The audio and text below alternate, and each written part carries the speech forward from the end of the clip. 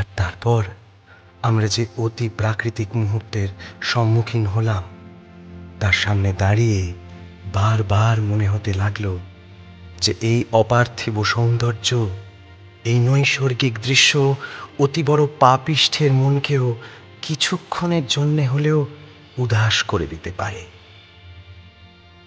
ভাবতে অবাক লাগে যে পৃথিবীতে প্রতিদিন সকালে এমন সূর্য ওঠে, এমন দৈবালোকের স্পর্শ ঘটে যে পৃথিবীতে, সেই একই পৃথিবীতে কি করে এত গণহত্যা হয়, এত গণধর্ষণ হয়, শিশু হত্যা হয়, এত পাপ, এত লোভ, এত বিদ্বেষ কি করে বাস করতে পারে সেই একই পৃথিবীতে?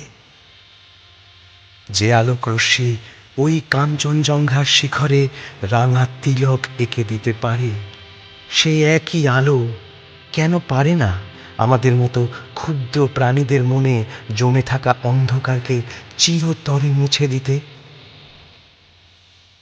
তবে এই আলোর সামনে দাঁড়িয়ে ভেজা চোখের কোণে এক বিন্দু আশা চিকচিক করে বলে গেল, সমস্ত কাল রাত্রিকে বিনাশ করে সমস্ত অনাচারের শেষে নতুন ভোরে বিচারের আলো নিয়ে উদয় হয় সূর্যদেবের।